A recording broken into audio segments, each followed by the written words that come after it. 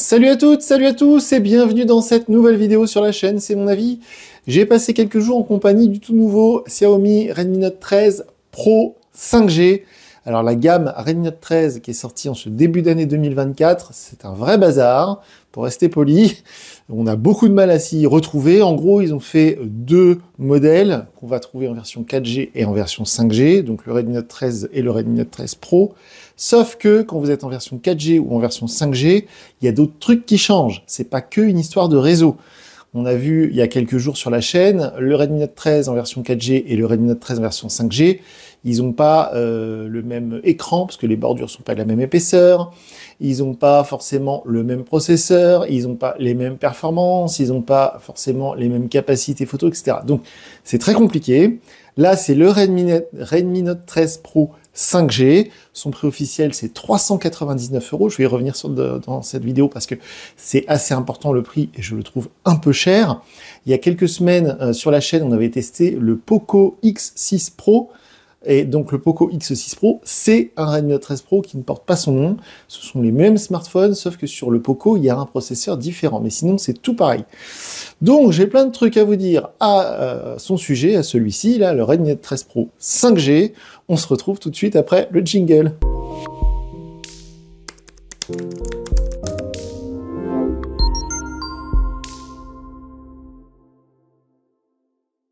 Alors vous le savez, depuis plusieurs années, on teste toujours le nouveau Redmi Note de chez Xiaomi. Ça avait démarré avec le Redmi Note 7.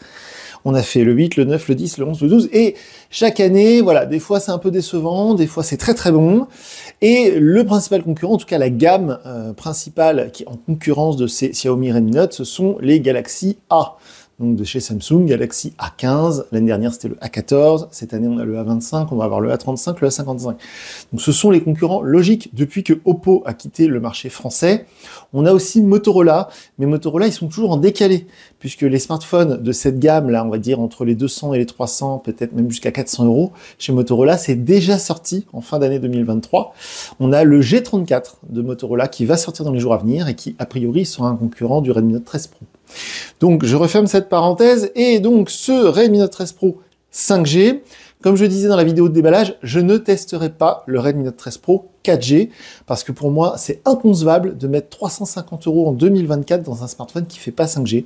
Alors je sais que certains d'entre vous me disent la 5G je m'en fiche, moi je l'ai pas dans mon forfait, ça ne m'intéresse pas, blablabla.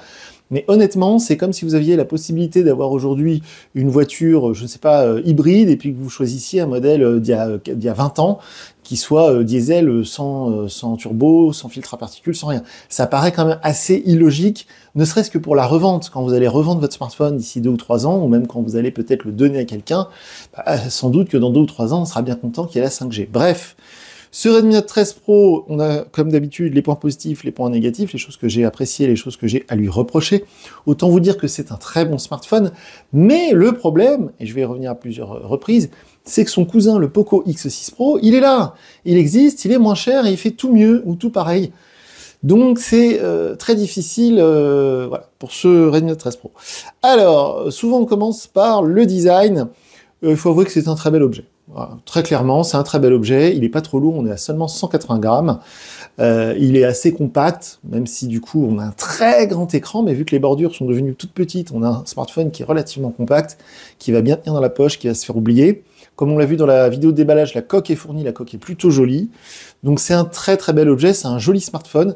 Si vous sortez ça à dîner ou à déjeuner le midi, vos collègues vont s'y intéresser. C'est un bel objet, franchement c'est voilà, rien à dire, c'est bien fabriqué. Certifié IP54, je vous en parlais dans la vidéo de déballage, donc étanche entre guillemets, tout ce qu'on va chercher, je veux dire, esthétiquement, c'est là, ça marche bien, c'est ergonomique. Le lecteur d'empreintes sous l'écran, moi j'adore ça. Donc niveau ergonomie, design et fabrication, ok, c'est du 10 sur 10. Au niveau de l'écran, je vous en parlais pour le lecteur d'empreintes, c'est un écran Super AMOLED 120 Hz. Donc ça, c'est évidemment, c'est très très bien, mais ça devient un peu commun, on trouve ça de plus en plus sur plein de modèles différents. C'est un très bel écran qui est très lumineux, qui est un tout petit peu plus lumineux que le Poco X6 Pro si on en croit les fiches techniques. Je crois que celui-ci, il est annoncé à 1600 nits, le X6 Pro à 1300 de mémoire. Ce qui est assez surprenant, c'est que le Galaxy S24 Ultra, avec lequel je filme cette vidéo, est censé avoir un écran qui monte à 2000 et quelques. Et quand je mets les deux téléphones, que je désactive la luminosité automatique, je les mets côte à côte, l'écran de ce Xiaomi me paraît plus lumineux que l'écran de mon Samsung. Donc c'est assez bizarre, mais c'est comme ça. Donc il y a un écran très lumineux, des couleurs très vives. Franchement, c'est un vrai régal d'utiliser cet écran et le smartphone en général. Au niveau des performances, alors là, on rentre dans le vif du sujet parce que vous le verrez sous la vidéo, je vous mets le lien vers notre tableau de bord, une sorte de feuille Excel que je vous partage. Les chiffres que j'ai obtenus avec ce Redmi Note 13 Pro 5G sont moins bons qu'avec le Poco X6 Pro. Alors c'est assez logique parce que le Poco X6 Pro, il avait un processeur MediaTek Dimensity 8300 Ultra, qui est un des meilleurs processeurs actuellement sur le marché des mobiles. Et celui-ci, il a un Qualcomm Snapdragon 7S Gen 2, je crois. Bon, les noms des processeurs mobiles, maintenant, c'est un peu n'importe quoi. Bon, alors, pour le quotidien, pour jouer à des jeux, vous voyez, j'ai installé des jeux, j'ai testé, pour faire du multitâche, tout ça, il n'y a aucun problème, c'est fluide, il n'y a aucun problème. Il n'y a pas de ralentissement, il n'y a pas de lag, etc. C'est super fluide en toutes circonstances, mais les benchmarks sont meilleurs du côté du Poco, donc c'est pour ça que j'ai mis perf. Dans ma petite liste, j'ai mis même si 3 petits points. Ce sera équivalent à un modèle de chez Samsung. Alors, on n'a pas encore le A35, il n'est pas encore sorti chez nous. Il sera sans doute dans ces tarifs-là, le A35, vers les 400 €. Je pense qu'on aura plus ou moins les mêmes performances, sauf si Samsung choisit justement les processeurs MediaTek qui sont de meilleurs, hein, de mieux en mieux, hein, qui sont vraiment... c'est très impressionnant ce que fait MediaTek ces dernières années. Alors MediaTek, pour rappel, hein, c'est taïwanais, et Qualcomm, évidemment, c'est américain, même si toutes les puces sont fondues, comme on dit, donc fabriquées à Taïwan. Alors aussi, un petit truc que je voulais remarquer, j'en parle très rarement dans mes vidéos. C'est vrai que j'oublie parce que moi j'ai testé ça sur les iPhones et franchement j'ai trouvé ça assez compliqué, on va dire ça comme ça. Il y a les eSIM. Alors vous savez peut-être si vous regardez voilà les infos, sur certains marchés, l'iPhone par exemple n'a plus de tiroir SIM, je crois que c'est aux États-Unis, ils sont obligés d'avoir une eSIM. En fait c'est une carte SIM virtuelle que vous activez avec un QR code. Franchement j'ai trouvé ça, même moi j'ai trouvé ça compliqué. Donc pour le commun des mortels c'est pas franchement pratique à utiliser. Mais je voulais le noter parce que c'est rare que dans ces prix-là on puisse mettre une eSIM dans un smartphone. Donc si vous n'avez plus de carte SIM physique, c'est le cas de certaines personnes qui sont chez Free Mobile notamment, parce que Free Mobile sont toujours au top de la technologie. Donc ça fait déjà au moins un an, si ce n'est plus, que chez Free Mobile, on peut avoir une eSIM. Donc si c'est votre cas, vous pouvez utiliser ce smartphone. Donc je voulais le noter parce que c'est pas toujours le cas dans ces prix-là, c'est assez rare. Aussi un truc dont je parle rarement, et là on le sent tout de suite, c'est le retour haptique, c'est-à-dire les vibrations. Il y a les vibrations bas de gamme. Alors d'ailleurs, si vous regardez souvent des films et des séries, si vous êtes un peu bizarre comme moi, vous remarquez souvent les erreurs sur des smartphones de maintenant on leur met une sonorité de vibration d'un smartphone ou même d'un téléphone portable il y a 25 ans. Donc souvent ça me gêne dans les films et dans les séries. Bref, c'est pas le sujet, mais ce que je veux dire, c'est que sur les smartphones aujourd'hui, sur les smartphones entrée de gamme vers les 200 €, on va avoir des vibrations assez basiques, comme on a sur tous les mobiles depuis 10 ans à peu près, et sur des modèles très récents, ou alors des très haut de gamme, notamment mon S24, ou alors si vous avez un smartphone genre Oppo, OnePlus 11, ce genre de choses, eh bien vous avez des vibrations beaucoup plus fines, avec différents niveaux, avec des vibrations que votre compagnon ou votre compagne ne va pas entendre, comme sur une Apple Watch, des vibrations qui sont tellement discrètes qu'il n'y a que vous qui les ressentez. C'est très pratique et ça permet, quand par exemple on écrit un SMS, d'avoir des petits retours sur les touches qui sont beaucoup moins bruyants et moins violents que peuvent l'être sur d'autres modèles. Je vous en parle parce que c'est comme la eSIM, j'oublie souvent d'en parler, mais sur ce smartphone, on a un retour haptique qui est digne d'un smartphone haut de gamme, donc ça fait plaisir. On a une charge super rapide, comme sur le Poco X6 Pro. Alors ça, c'est un gros avantage par rapport à Samsung, hein, en l'occurrence le principal concurrent de Xiaomi, parce que chez Samsung, souvent déjà il n'y a pas le chargeur dans la boîte et ça charge pas très fort. Pour vous donner un exemple, ce Redmi Note 13 Pro à 399 € charge plus fort que mon Samsung S24 Ultra à 1300 €. Donc vous voyez la logique, même plus cher je crois, le S24 Ultra il est plutôt vers les 1400. 67 watts, le chargeur est fourni dans la boîte, on a une batterie de 5000 mAh, ça charge très vite, c'est genre 45 minutes pour le 0 à 100%, ça charge vraiment très fort. En 30 minutes, vous prenez quasiment 80% de charge. Voilà, ça rigole pas, c'est très pratique. Je sais qu'il y en a plein qui trouvent ça assez violent pour les batteries. Bon, j'ai pas l'intention de garder mon téléphone 10 ans, donc le fait que la batterie va s'user au bout de 2 ou 3 ans, c'est pas quelque chose qui me choque. Mais voilà, en tout cas, une chose est sûre, c'est que si vous le voulez, ça charge du tonnerre. Je crois que vous pouvez désactiver dans les menus cette charge rapide. Vous pouvez baisser pour prolonger la durée de vie de la batterie. Chose qu'on peut faire dans les menus aussi, que j'ai oublié de dire, on peut bloquer le taux de rafraîchissement de l'écran sur 100 Hz. Donc ça, pour les geeks, c'est très cool. Et sinon, alors, on continue la petite liste des points positifs. Donc j'ai déjà dit, la coque fournie, le chargeur fourni. On a un haut-parleur stéréo qui marche très très bien. Le son est vraiment puissant. Pour un smartphone à ce prix-là, c'est assez impressionnant. On a vraiment le ressenti qu'on peut avoir l'année dernière sur un S23 de chez Samsung, par exemple, ou les modèles de ces prix-là. On a vraiment un son qui est puissant, qui ne crache pas. On peut mettre vraiment très fort, donc c'est bluffant. On a, donc, comme je vous le disais, la certification IP54, l'écran est traité Gorilla Glass, donc ça c'est très cool. Le lecteur d'empreintes sous l'écran, ça c'est pareil, c'est digne d'un haut de gamme, c'est très très chouette. Et enfin, on termine par deux choses que vous attendez, qui sont très importantes, les photos et l'autonomie. Alors, les photos, comme d'habitude, sous la vidéo, je vous partage ma galerie Google Photos pour aller voir la qualité des photos. Les photos sont top. Faut être très clair, les photos sont top. En toutes circonstances, c'est instantané, ça marche bien, c'est net, les couleurs sont belles, on peut zoomer, même en intérieur, même quand les conditions de luminosité sont faibles, les photos sont très bien, en selfie aussi, donc les photos top de chez top. Elles sont vraiment du niveau de ce que fait Samsung actuellement, hein, sur les milieux de gamme. Samsung avec le A25 par exemple, j'étais assez bluffé de la qualité des photos. Donc là, c'est très très bon. Je me demande si c'est pas un poil meilleur que sur le Poco. J'ai peu de souvenirs du X6 au niveau des photos. Je me demande si c'est pas un petit peu meilleur. Sur le Poco, on a un capteur 64 mégapixels. Ici, on a un capteur 200 mégapixels. Voilà, les deux mobiles sont très bons pour faire de la photo. Celui-ci est peut-être un chouï meilleur. Difficile à dire. En plus, ces derniers jours, il fait très gris, donc j'ai pas pu exploiter à 100% les capacités du téléphone. Mais franchement, les photos sont top. Et enfin, l'autonomie. L'autonomie a l'air très très bonne. Sur la journée d'hier, j'ai consommé que 40% de batterie. J'ai rechargé à fond pour tester justement la rapidité de recharge. Et depuis hier 20 heures, donc quasiment sur 12 heures, j'ai perdu même pas 20% de batterie sur 12 heures. Donc il y a de quoi tenir au moins 3 jours sur une charge de batterie. Donc très bonne autonomie. Si vous faites du jeu à gogo toute la journée, il est possible évidemment que vous épuisiez la batterie en une journée ou un peu moins. Mais si vous avez un usage normal, du GPS, des réseaux sociaux, des séries, de la musique, vous tenez largement la journée. Pour un smartphone si léger entre guillemets et si compact, c'est toujours très appréciable de voir que maintenant l'autonomie, du côté d'Android en tout cas, c'est réglé. On peut tenir largement une journée avec une charge. Et en plus, si vous vous loupez, vous oubliez de charger votre téléphone, vous vous réveillez le matin avant le boulot, il n'y a que 20%, vous le branchez, allez, 20 minutes, vous prenez au moins 50% de batterie. Allez, j'exagère, 40% en 20 minutes. Donc c'est super appréciable. Alors, vous allez vous dire, bah il est parfait ce smartphone. Oui, mais on a oublié de répéter qu'il coûte 400 €. Alors, chez Xiaomi, c'est pour ça que cette marque, moi, je m'en suis un peu lassé au fur et à mesure des années. Le problème avec cette marque chinoise, avec toutes les autres marques chinoises, mais surtout avec Xiaomi, c'est que je vous parle du prix officiel. Donc, Boulanger, Darty, la Fnac, même les sites internet qui revendent des smartphones, son prix officiel, c'est 399 € dans cette version 8 Go.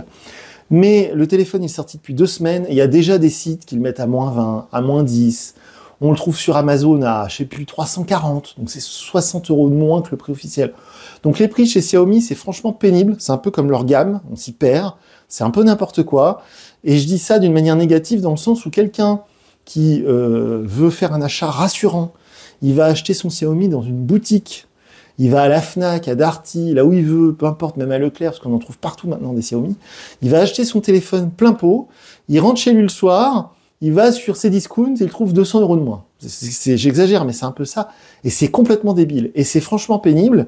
Donc, le prix officiel, moi, je me base uniquement sur ce qui est pratiqué par les commerçants qui ont pignon sur rue, chez qui vous allez pouvoir retourner en cas de problème, en cas de SAV. Je vous parle pas des prix qu'on va dénicher sur AliExpress. Hein. Je vous parle des vrais prix pratiqués par des vrais marchands. Bien, normalement, son prix, c'est 399 €. Et auquel cas, c'est très cher. Et auquel cas, c'est pas forcément la meilleure affaire actuellement à ce prix-là. Moi, c'est vrai qu'à 350 €, le X6 Pro me paraît tout aussi bon, voire meilleur, parce que sur les performances pures, il est meilleur. Ce que j'ai reproché à ce Redmi Note 13 Pro 5G en dehors du prix, c'est évidemment son interface MIUI 14 qui est basée sur Android 13, donc ça a déjà 1 an de retard. C'est complètement volontaire de la part de Xiaomi, parce qu'ils ont déjà Android 14, mais j'ai compris que c'est marketing maintenant, ils font ça exprès. Il n'y a pas de mise à jour prévue en plus pour l'instant. Peut-être ne sera-t-il jamais mis à jour vers Android 14. Avec le fameux App Mall dont je vous parle à chaque fois, là, ce store d'applications alternatives qui est complètement obscur et que je vous déconseille fortement d'utiliser et qu'on ne peut pas supprimer. Aussi, dans la vidéo de déballage, je vous ai dit une bêtise parce que j'ai cru, je me suis un peu exclamé trop vite, je me suis réjoui trop vite à propos du Always On Display. Vous savez, c'est cette possibilité d'avoir à l'écran des informations en permanence, comme ça quand le téléphone est posé sur votre bureau, vous n'avez pas besoin d'y toucher, vous pouvez voir quelle heure il est, votre pourcentage de batterie, est-ce que vous avez loupé un mail, tout ça. Et le Always On Display, il disparaît au bout de 10 secondes. Contrairement à ce que je pensais, on peut pas le laisser allumer en permanence. Encore une fois, c'est pas du tout un problème matériel, c'est pas le hardware, c'est complètement choisi de la part de chez Xiaomi, c'est purement marketing. Ils ont choisi de désactiver le Always On permanent pour vous pousser à aller sur un modèle plus cher. Donc, grosse déception à ce niveau-là, même si c'est un petit détail, mais je trouve ça un peu pingre, vous voyez ce que je veux dire. Et enfin, donc, le fait qu'il y avait beaucoup d'applications sponsorisées, alors ça, chez Xiaomi, on a l'habitude, il y avait une vingtaine d'applis préinstallées, tout ce que vous voulez, Facebook, Spotify, TikTok, Snapchat, des jeux en veux-tu, en voilà, des machins, des trucs. Dieu merci, on peut désinstaller ou désactiver la plupart des choses qui sont préinstallées, mais on est quand même obligé de se coltiner le fameux App Mall, par exemple. Quand on va lancer un jeu, il y a le centre de jeu qui va aller vouloir booster vos performances, tout ce genre de petites choses que moi j'aime pas trop. On est toujours assisté d'une manière ou d'une autre. Bon, ça c'est typique de MI8, mais bon, malgré tout, ça reste une bonne interface. J'avais déjà une mise à jour de dispo quand j'ai déballé le téléphone, donc c'est plutôt bon signe. C'est fluide, c'est stable, ça marche bien, donc c'est malgré tout, MI UI 14 reste une très bonne interface malgré qu'elle soit orientée publicité, partenariats commerciaux, etc. Donc, ce téléphone, combien je lui donne sur 10? Le Redmi Note 13 Pro 5G, allez, 7,5 sur 10. Ce serait 8 sur 10 si, par exemple, il y avait le Always On Display permanent. Ce serait 8 sur 10 s'il était un petit peu moins cher. Ce serait 9 ou 9,5 sur 10 s'il était Android 14, par exemple. Et c'est vrai que à 400 €, je trouve ça cher. Si vous le trouvez à 350, parce que je vois déjà les commentaires ou les mails, des fois certains m'envoient des mails. Oui, j'ai trouvé le Redmi Note 13 Pro 5G sur tel site. Des sites, des fois, vous trouvez des sites, je comprends pas comment vous trouvez ces sites-là, je savais même pas qu'ils existaient. Oui, en promo, 320 € au lieu de 400, qu'est-ce que t'en penses? Bah oui, oui, le rapport qualité-prix est bon. Si vous trouvez ce téléphone-là, attention, hein, on parle bien de la version 5G, hein, parce que c'est un peu flou, même sur les sites officiels, genre Boulanger, Darty, tout ça, des fois ils se mélangent les pinceaux entre la version 4G et la version 5G. Je rappelle que c'est pas qu'une question de réseau, tout le reste est différent, le processeur, etc. Donc attention. Donc si vous trouvez ce modèle qui vous intéresse à 320, 330, 340, oui, c'est une bonne affaire, mais attention, si vous achetez votre smartphone sur un site qui n'est pas officiel, entre guillemets, il est probable que Xiaomi France, si un jour vous avez un souci, vous dise c'est pas pris en charge par le SAV, parce que votre téléphone, vous avez été l'acheter sur un site d'import, par exemple. Il faut savoir que quand vous commandez des téléphones à pas cher sur des sites genre AliExpress ou ce genre de trucs, il y avait aussi Geekmall, fut un temps, il y a plein de sites comme ça chinois, là, les Temu, les trucs comme ça. Attention, il est probable que si vous avez un problème avec Xiaomi France ou d'autres marques, Oppo France ou autres, vous disent c'est pas pris en charge par la garantie parce que votre téléphone, vous l'avez importé. Donc c'est pourquoi je vous conseille malgré tout toujours de l'acheter sur des vrais sites, des vraies boutiques, des trucs qui ont pignon sur rue. Si vous avez un problème, vous retournez à l'accueil, vous leur dites voilà, je vous rends votre téléphone, il marche pas. Très important. Donc voilà, bon smartphone malgré tout. C'est si vous voulez absolument le Redmi Note 13 Pro 5G, vous ne serez pas déçu, ça marche bien, bel écran, bonne perf, bonne photo, bonne autonomie. Voilà, c'est un très très bon smartphone, mais encore une fois, je le trouve trop cher, c'est pour ça que je lui donne cette note. Si vous avez des remarques, des observations, si vous voulez donner votre avis, les commentaires sous la vidéo, c'est ouvert, c'est fait pour ça, faites-vous plaisir. On est présent sur le réseau social X, anciennement Twitter, et moi je vous dis à très bientôt dans une nouvelle vidéo. Salut!